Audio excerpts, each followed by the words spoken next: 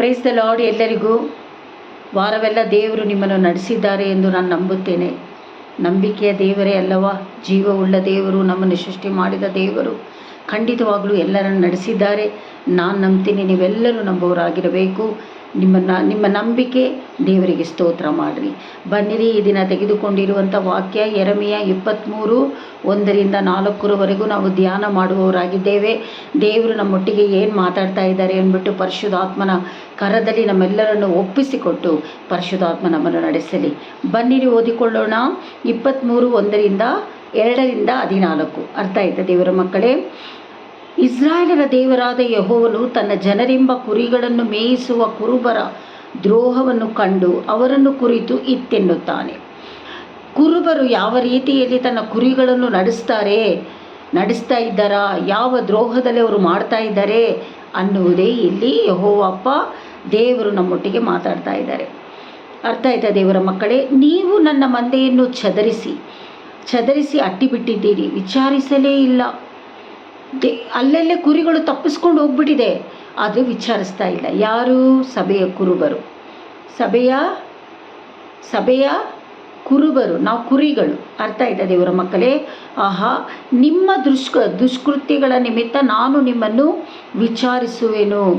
ನೀವು ಮಾಡಿದ ಈ ಕೆಟ್ಟ ಕ್ರಿಯೆಗಳಿಗೆ, ಅಂದರೆ ನೀವು ಹುಡುಕಲಿಲ್ಲ, ನನ್ನ ಕುರಿಗಳನ್ನು ನೀವು ಹುಡುಕಲಿಲ್ಲ, ಅದಕ್ಕೆ ನಾನು ವಿಚಾರಿಸ್ತೀನಿ ನಾನು ನಿಮ್ಮನ್ನು ಅಂತ ದೇವರಲ್ಲಿ ಮಾತಾಡ್ತಾ ಇದ್ದಾರೆ. ನಾನು ನನ್ನ ಮಂದೆಯನ್ನು ಯಾವ ದೇಶಗಳಿಗೆ ಅಟ್ಟಿಬಿಟ್ಟೇನೋ ಆ ಸಕಲ ದೇಶಗಳಿಂದ ಉಳಿದ ಕುರಿಗಳನ್ನು ಕೂಡಿಸಿ ತಮ್ಮ ತಮ್ಮ ಹಟ್ಟಿಗಳಿಗೆ ತಿರುಗಿ ಬರಮಾಡುವೆನು. ಎಲ್ಲೆಲ್ಲಿ ಚದರಿಸಿ ಹೋಗ್ಬಿಟ್ಟಿದೆಯೋ ಆ ಕುರಿಗಳ ಜೊತೆಯಲ್ಲಿ ಇನ್ನೂ ಬೇರೆ ಕುರಿಗಳನ್ನು ಸೇರಿಸಿ ನಾನು ಏನು ಮಾಡ್ತೀನಿ? ತಿರುಗಿ ಬರಮಾಡ್ತೀನಿ ಅಂತ ದೇವರು ಪ್ರಾಮಿಸ್ ಮಾಡ್ತಾ ಇದ್ದಾರೆ. ಇದರಲ್ಲಿ ನೀವು ಏನು ಕಲಿತಾ ಇದ್ದೀರಾ ದೇವರ ಮಕ್ಕಳೇ? ಹಾಗಾದರೆ ದೇವರು ನಮ್ಮನ್ನು ಗಮನಿಸುವವರಾಗಿದ್ದಾರೆ. ಒಂದು ವೇಳೆ ಸಭೆ ಬಿಟ್ಟು ಇನ್ನೊಂದು ಸಭೆಗೆ ಹೋಗಿರ್ಬೋದು, ಇಲ್ಲ ಸಭೆಗಳಿಂದ ವ್ಯವಸ್ಥೆ ದುಃಖಗಳನ್ನು ಅನುಭವಿಸಿ ಹೋಗಿರಬಹುದು.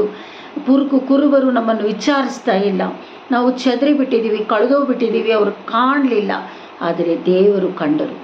ಅದಕ್ಕೆ ಹೇಳ್ತಾ ಇದ್ದಾರೆ, ನಿಮ್ಮನ್ನು ವಿಚಾರಿಸ್ತೀನಿ ನಾನು, ಆದರೆ ನನ್ನ ಕುರಿಗಳು ಎಲ್ಲೆಲ್ಲಿ ಹೋಗಿದ್ದಾರೋ ಅವರ ಜೊತೆಯಲ್ಲಿ ಮತ್ತೆ ಬೇರೆ ಕುರಿಗಳನ್ನು ಸೇರಿಸಿ ನಾನು ಕರ್ಕೊಂಡು ಬರ್ತೀನಿ ಅಂತ ದೇವರು ಪ್ರಾಮಿಸ್ ಮಾಡ್ತಾ ಇದ್ದಾರೆ. ಬನ್ನಿರಿ, ಓದಿಕೊಳ್ಳೋಣ. ಕೊನೆಯದಾಗಿ ಅವು ದೊಡ್ಡ ಪೀಳಿಗೆಯಾಗಿ ಹೆಚ್ಚು, ಅದೇನಾಗುತ್ತಂತೆ? ದೊಡ್ಡ ಸಮುದ್ರದಂತೆ ಕುರಿಗಳಾಗ್ತವಂತೆ ಸಭೆಯಲ್ಲಿ. ಅರ್ಥ ಆಯ್ತಾ? ನಾನು ಅವುಗಳ ಮೇಲೆ ಕುರುಬರನ್ನು ನೇಮಿಸುವೆನು. ದೇವರು ಹೇಳ್ತಾ ಇದ್ದಾರೆ, ಆ ಕುರಿಗಳಿಗೆ ಕುರುಬರನ್ನು ನಾನು ನೇಮಿಸ್ತೀನಿ. ಅದೇ ಯಾವ ಕುರುಬರು? ಇದೇ ಕುರುಬರ, ಬೇರೆ ಕುರುಬರ ನನಗೆ ಗೊತ್ತಿಲ್ಲ. ಅರ್ಥ ಆಯ್ತಾ? ದೇವ್ರು ಏನು ಮಾಡಿದ್ರು ಒಳ್ಳೆಯದಕ್ಕೆ. ಆಮೇಲೆ ಅಲ್ಲೆಲ್ಲೂಯ. ಅವರು ಅವುಗಳನ್ನು ಮೇಯಿಸುವರು. ಆ ಕುರುಬರು ಕುರಿಗಳನ್ನ ಮೇಯಿಸ್ತಾರಂತೆ. ಅವು ಇನ್ನು ಭಯಪಡವು, ಬೆದರವು, ಅವುಗಳಲ್ಲಿ ಒಂದು ಕಡಿಮೆಯಾಗದು. ಇದು ಯೆಹೋವನ ನುಡಿ. ಆ ಕುರಿಗಳು ಯಾವತ್ತೂ ಭಯಪಡೋದಿಲ್ಲ, ಹೆದರೋದಿಲ್ಲ. ಆ ಕುರಿಗಳು ಸಂತೋಷವಾಗಿ ತನ್ನ ಸಭೆಯಲ್ಲಿ ಇರ್ತಾರೆ ಅಂತ ಹೇಳಿ ದೇವರು ಇವತ್ತು ವಾಗ್ದಾನ ಕೊಡ್ತಾ ಇದ್ದಾರೆ. ದೇವರ ಮಕ್ಕಳೇ, ನಾವು ಹೋಗ್ತಾ ಇರೋ ಸಭೆಗಳಲ್ಲಿ, ನಮಗೆ ಕೊಟ್ಟಂಥ ಸಭೆಗಳನ್ನು ನಾವು ಪ್ರೀತಿ ಮಾಡಬೇಕು. ನಮ್ಮ ಸಭೆಗಳ ದೇವರು ಯಾರು?